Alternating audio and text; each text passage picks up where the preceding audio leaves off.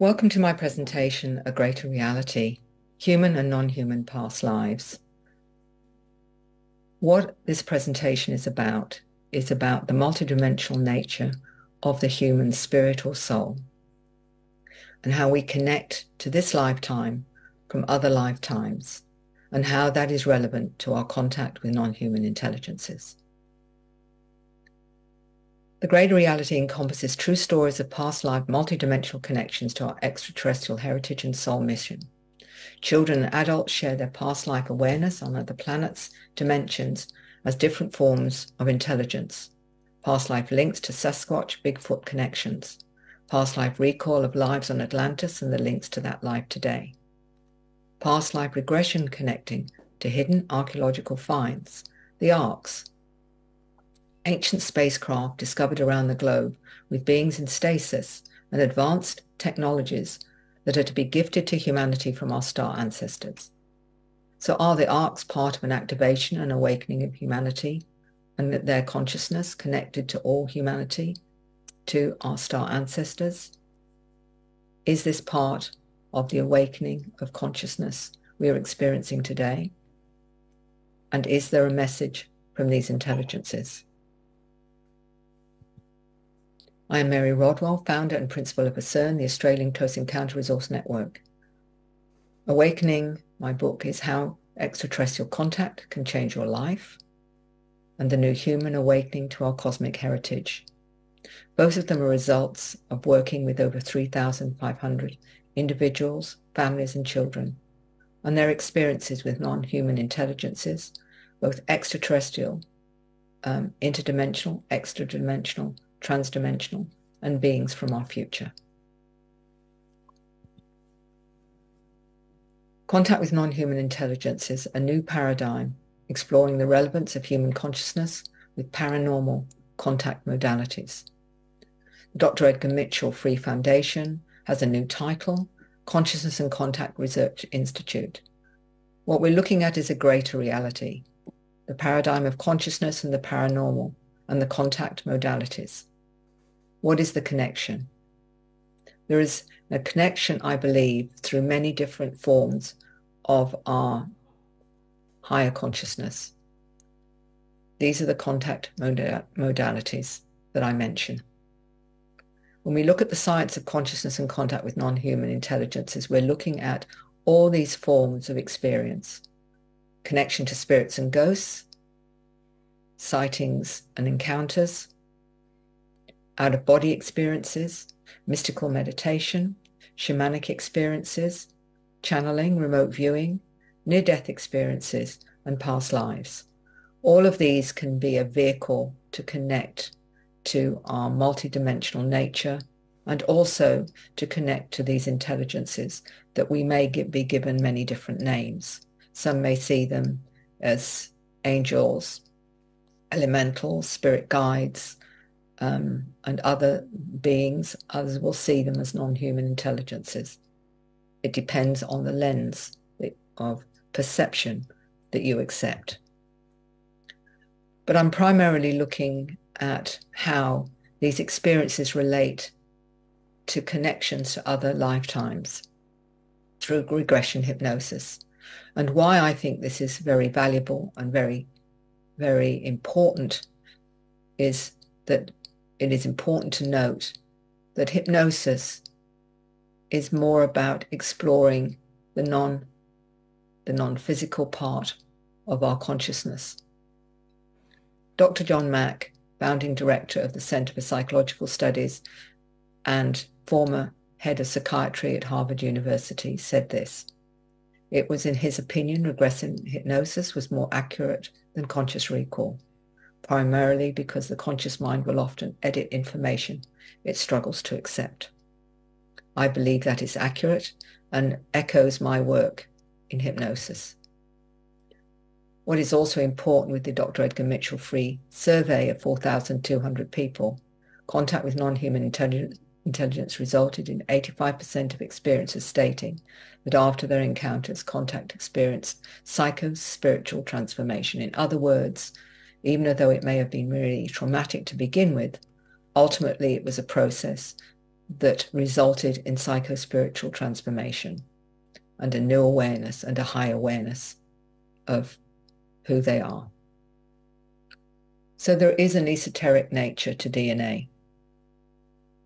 DNA produced magnetized wormholes to other universes, and it is multidimensional. And the scientists found that DNA can cause disturbing patterns in a vacuum, producing magnetized wormholes, tunnel connections between entirely different areas in the universe, through which information can be transmitted outside of space and time.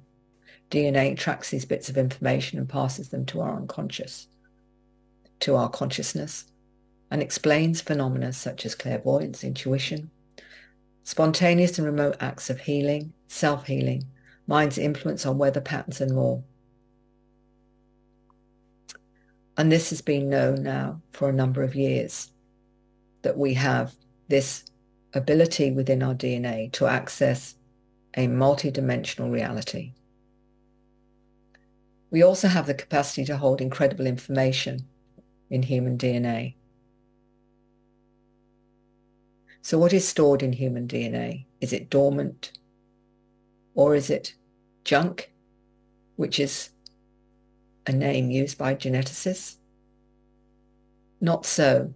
I believe there is information stored there, and we have discovered that DNA has an amazing storage device with just 1 gram of DNA containing 215 million gigabytes.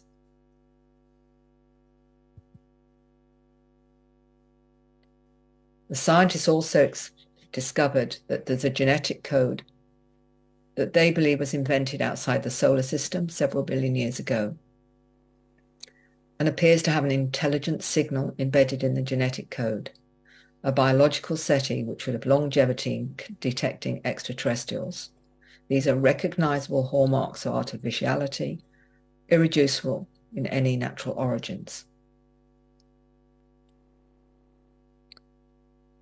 And they also admit there's a second code which controls genes. The second secret DNA code, which is written on top of the DNA code scientists have already cracked, has enormous implications for health and consciousness. And Dr. Lena Olson, PhD, geneticist, also explains her understanding of this.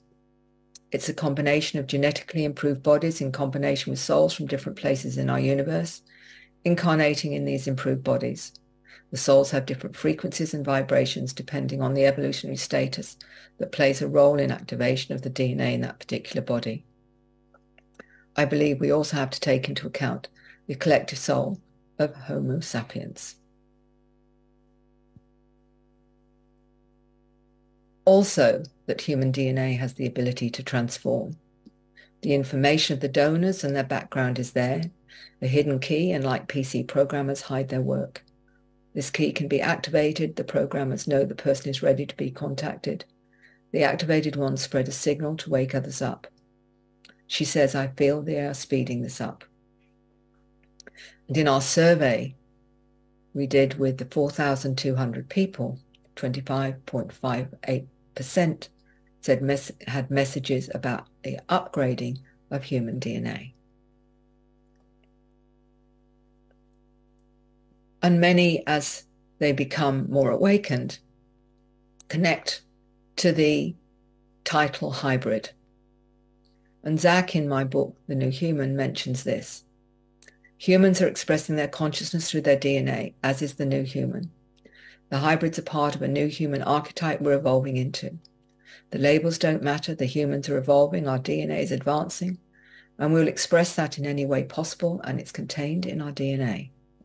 There is scalar imprinted memories of all other beings in our DNA has passed through, and we can express it in the new human template. We can express it in the hybrid form, such as indigo, crystal, rainbow children, etc.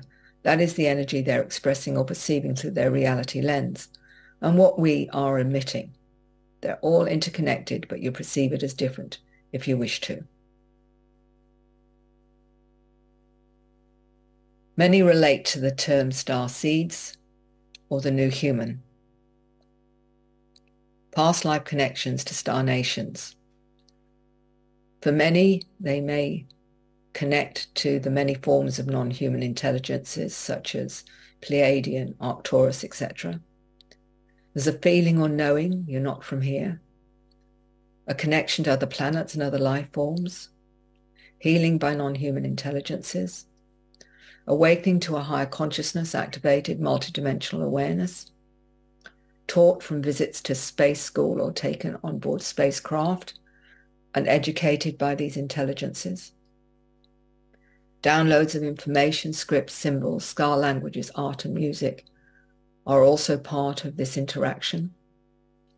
Telepathic communication, downloads of new technologies, feeling part of a team on board craft and shown how to fly craft, and 24% in the free survey told that they'd interacted with non-human intelligences in a past life, or what they perceive as a past life. So we now come to the understanding that human consciousness has multidimensional properties, and activation of this data through frequency and vibration. As Tesla said, Nikola Tesla states, our entire biological system, the brain and the earth itself, work on similar frequencies.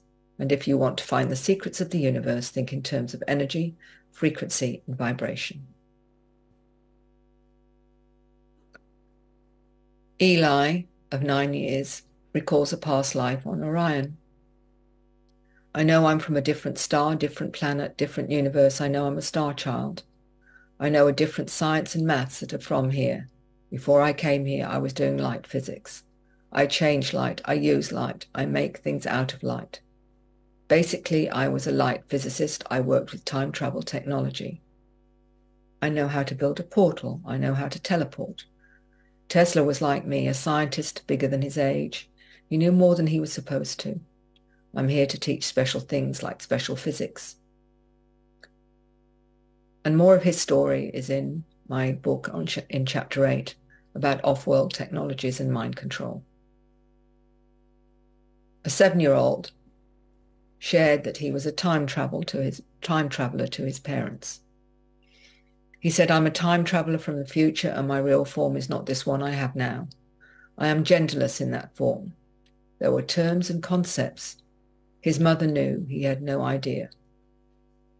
And had no idea James knew. My alien form is really us from the future. They are us, we are them. I have no nails and 4 fingers. He said he'd been shown things, the times of the dinosaur and future times. Another past life recall of a child, 10 years old, in Australia. This is my first Earth life. I am a center seed. He remembers his previous life and body as an ET with symbols. As you can see, he is able to tell me what the symbols mean. Who he is, his roots, and the center of the planet. He also went into detail about his awareness. He remembers choosing his mother and going through a portal to be born. He recalls his previous life as an ET with a blue body. Given an ADHD label, he believes he's a healer, works on the earth and the grids, opening portals, is an empath, awareness of dimensions and timelines. His first human incarnation, he says. And he's here to help with the pollution, his mission to help rebalance the environment of this planet and continue this work on another planet. A center seed to connect to the core of the planet itself, and is telepathic.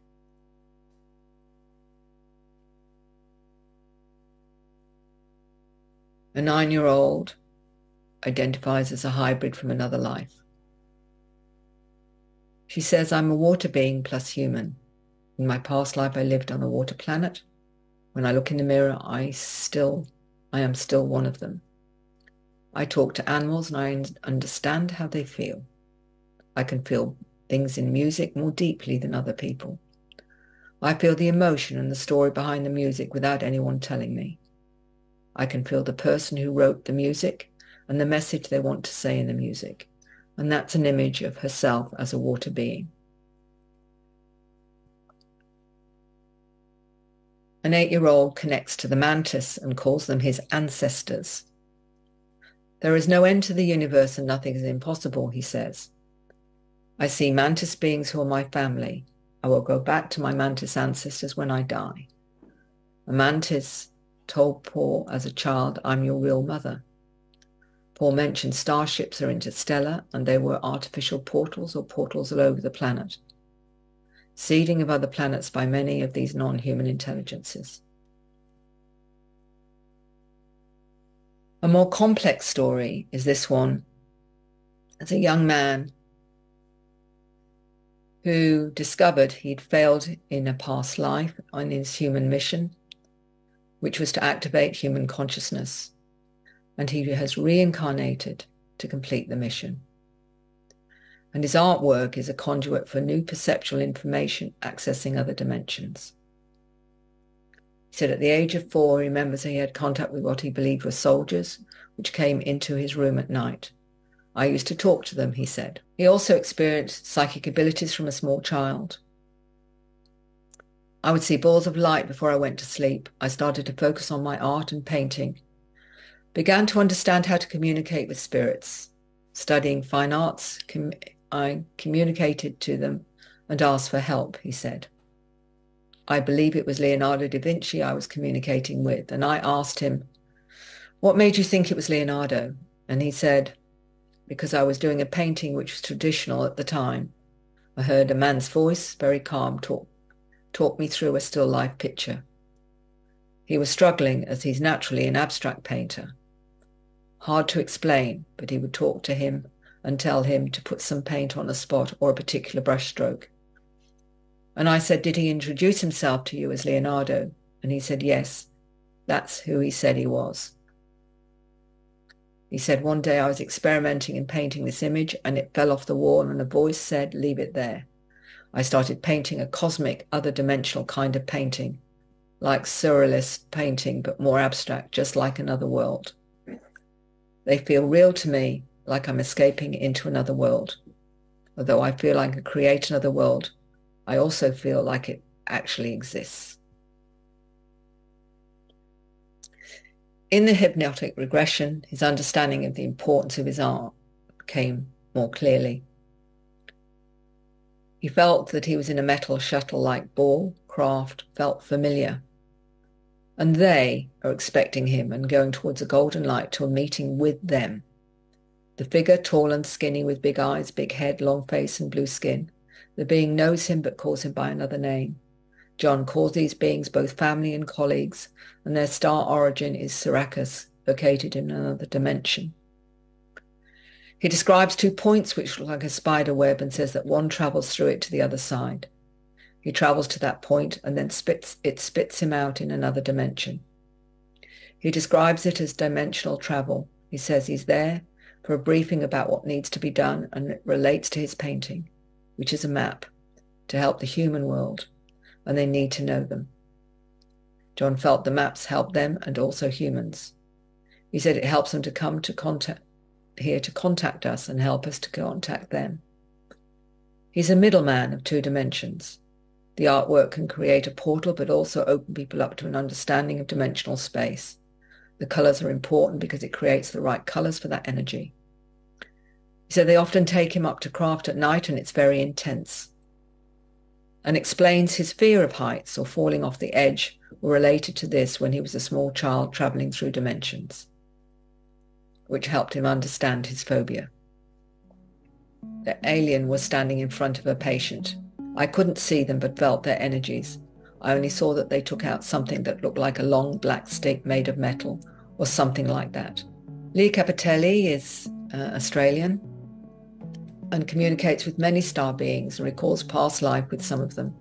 The ship landed on the port side of a much larger craft. We walked into a room that was blinding light white. Beth then said they will be gifting humanity with these plants that they have created. The sap will grow. There will be many different uses of these plants, from everyday practicality of creating light to healing. Tony told me the spacecraft Ark in the Gulf of Mexico was conscious, that was aware of him and felt benevolent, and since then I've come across even more sources of the space arcs and what they may mean to humanity and our awakening as a species.